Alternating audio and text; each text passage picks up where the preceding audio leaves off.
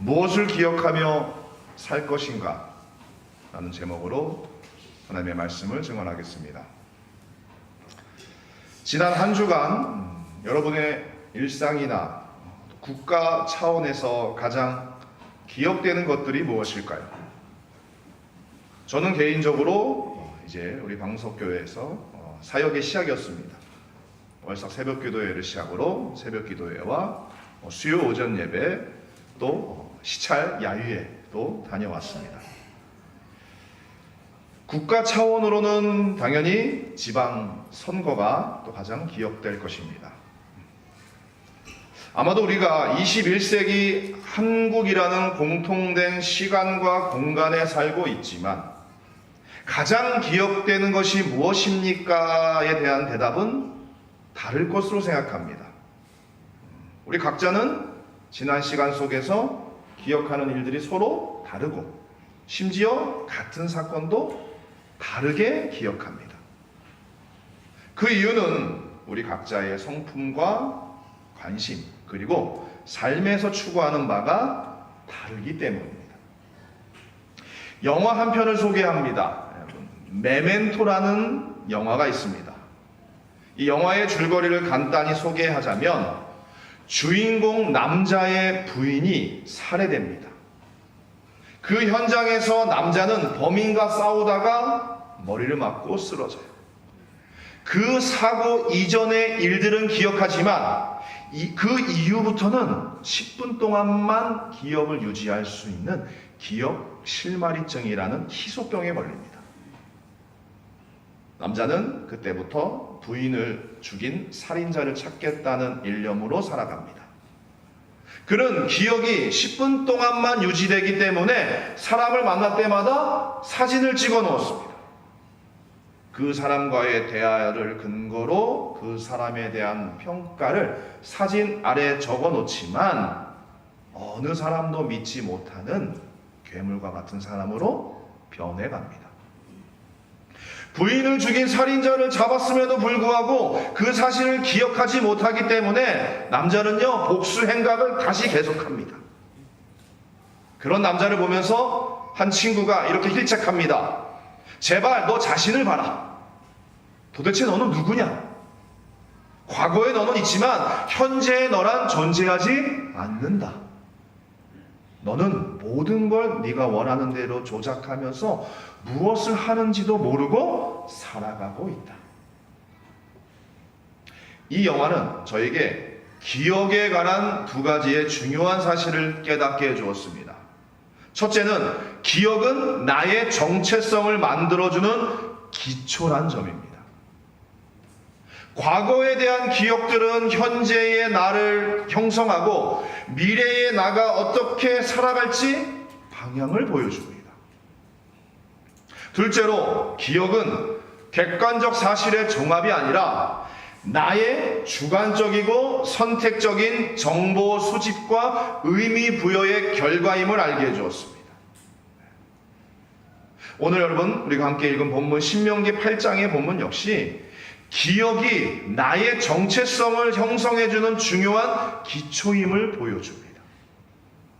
또한 기억은 자기 편의대로 왜곡될 수 있음을 보여줍니다. 오늘 말씀에서 여러분 단어의 반복을 통해 기억의 중요성이 강조됩니다. 잊는다에 해당하는 히브리어 동사 샤카흐가 11절에 여러분 여호와를 잊어버리지 않도록 14절에 여호와를 잊어버릴까 19절에 여호와를 잊어버리고 이렇게 3번 언급됩니다. 반의어 동사인 기억하다 히브리어로 왜 자카르트라는데 이거는 18절에 나와요. 내 하나님 여호와를 기억하라. 더욱이 19절에서는요 이 샤카우 동사의 절대 부정사와 미완료태 동사를 연이어 적어서요 하나님을 완전히 잊어버린 사실을 강조하고 있습니다. 이처럼 동사의 반복과 강조 문법의 사용을 통해서 이스라엘에게 하나님을 잊지 말고 기억할 것을 당부하고 있습니다. 계약에 대한 기억이 이스라엘이 하나님의 계약 백성이라는 정체성을 만들어 주는데 가장 중요한 요소이기 때문입니다. 실제로 고대 이스라엘은요, 기억의 회상을 통해서 하나님의 백성으로서의 자신의 정체성을 지켜온 신앙 공동체입니다. 기억의 회상과 관련된 가장 대표적인 예가 여러분 십계명입니다. 모세오경을 보면요, 출애굽기에 하나님의 율법이 시내산에서 1세대들에게 수여됩니다. 신명기를 보면요, 모압 광야에서 이 율법을 되새기며 2세대들에게 다시 선포되는 장면이 나옵니다. 이것 때문에 우리는요, 십계명을 출애굽기 20장과 신명기 5장에서 2번 읽게 됩니다. 또 다른 예는요, 유대인들은요, 6월절에 누룩을 넣지 않은 무교병과 쓴 나무를 먹어요. 선조들의 그 출애굽과 광야에서의 고난을 기억합니다. 6월절에 자녀들이 부모에게 물어요. 우리가 왜 이 쓴 나무를 먹어야 합니까? 아무 맛도 없는 이 무교병을 먹어야 합니까? 라고 물으면 부모들은 조상들의 고난과 하나님의 인도하심을 기억하기 위해서다라고 대답을 합니다. 오늘 본문 말씀은 또 여러분, 인간이 윤택한 생활을 누리게 되면 기억이 어떻게 자기 중심적으로 바꾸는가를 보여줍니다. 생활이 풍요로워지고 여러분 마음이 교만해진 이스라엘은요, 17절에 보면요, 내 능과 내 손의 힘으로 내가 이 재물을 얻었다고 말하면서 하나님의 은혜를 자신의 공로로 돌립니다. 이에 18절은요, 내 하나님 여호와를 기억하라. 그가 내게 재물 얻을 능을 주셨음을 기억하라 하고 다시금 당부합니다. 또한 19절은요, 하나님을 잊고 풍요의 삶이 내 능력에 의한 것이라는 교만한 마음으로 살아가는 것은 자신의 욕망을 숭배의 대상으로 형상화한 우상 숭배와 다름이 없다고, 이것은 멸망에 이르는 길이라고 경고합니다. 우리 역시 하나님의 은혜를 내 공로의 결과라고 교만한 마음을 품을 때가 많습니다. 내가 열심히 하면 하나님이 복을 주시리라 라는 믿음이 그 반증이에요. 내가 열심히 하면 하나님이 복 주시리라, 이거 맞는 거 아닌가요? 이렇게 생각하잖아요. 문제가 있습니다.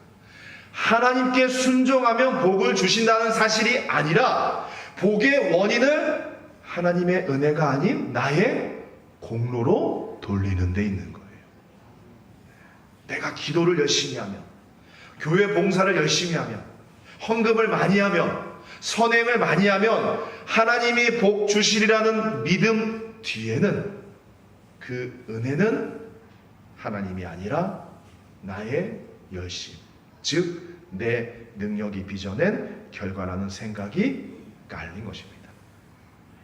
여러분도 그렇다고 그럼 기도 열심히 안 해야지, 교회 봉사 안 해야지, 헌금 안 해야지, 이렇게 오해하시면 안 됩니다. 사랑하는 성도 여러분, 하나님이 주신 은혜가 먼저이고 우리는 이에 감사해야 합니다.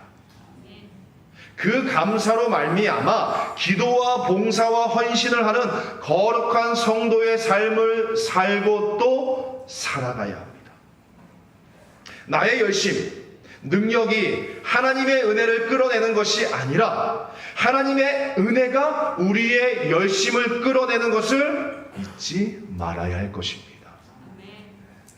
우리는 오늘 19절 말씀처럼 현재 내가 있게 된 것은 온전히 하나님의 은혜임을 잊고 자신의 복을 자신의 능력 때문이라고 자만하지 말아야 합니다.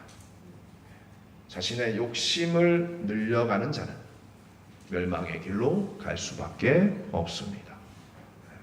그러니까 야고보도 여러분 역시 이것을 잘 간파하였기에 욕심이 잉태한 즉 죄를 낳고 죄가 장성한 즉 사망을 낳느니라 라고 말씀하신 거예요. 그렇다면 하나님의 자녀된 우리에게 그리스도의 정체성을 갖게 해줄 기억의 기초는 무엇일까요? 저는 그것이 성찬이라고 생각합니다. 이스라엘이 출애굽을 기억함으로 하나님의 백성이라는 정체성을 유지했듯이 교회는 성찬을 통해 십자가와 부활을 기억함으로 그리스도의 몸된 공동체라는 정체성을 유지합니다. 즉 예수 그리스도의 몸, 삶이죠. 피, 죽음, 이것을 우리가 함께 나누며 예수님을 기억하는 성찬이 그리스도인의 정체성을 형성하는 기초가 되는 거예요. 여러분, 예수 그리스도의 몸을 나누는 것은 무엇입니까? 예수님의 삶을 기억하는 것입니다. 성경을 보면요, 예수님께서 생애 동안 행한 많은 기적과 치유, 가르침이 기록되어 있어요. 하지만 우리는요, 그 모든 이야기를 다 기억하지 않습니다. 어떤 분들은 예수님의 치유와 기적 사화를 주로 기억합니다. 그런 기억을 가진 분들은 오늘 성찬이 좀 특별한 기억이 될 것 같아요. 제가 이스라엘 성지순례를 다녀왔다고 말씀드렸잖아요. 그곳에서 제가 요한복음 2장에 예수님이 첫 번째 기적을 행하셨던 가나의 혼인잔치 기념교회를 방문했습니다. 그리고 거기서 성찬 때 사용하려고 포도즙을 사왔습니다. 오늘 그 포도즙으로 성찬을 합니다. 의미가 있죠? 뭔가 오늘 기적이 일어날 것 같은 그런 마음으로, 그런 믿음으로 오늘도 성찬에 임하셔야죠. 또 어떤 분들은요, 예수님을 소외된 사람들과 함께 하시고 죄인들의 친구로 기억합니다. 또 어떤 분들은 성전을 기억기도 하고 나는 평화가 아니라 칼을 주러 왔노라 라고 외쳤던 개혁의 인물로 기억하기도 합니다. 각자의 관심사에 따라 예수님의 생애의 다른 부분을 우리는 기억합니다. 그러니까 여러분이 기억하는 예수님의 몸, 삶은 어떤 것입니까? 예수님의 생애 중 그리스도인으로서 우리가 꼭 기억해야 할 것이 있습니다. 몸으로 오신 예수님이 말씀의 성육신이라는 점입니다. 말씀이 육신이 되었다는 말은 하나님의 뜻과 말씀이 육이신 예수 그리스도 안에서 실천되고 살아내셨다는 의미예요. 그런 예수님께서 하나님의 뜻, 성경의 핵심 가르침이 무엇이냐고 묻는 랍비의 질문에 하나님 사랑과 이웃 사랑을 답하셨습니다.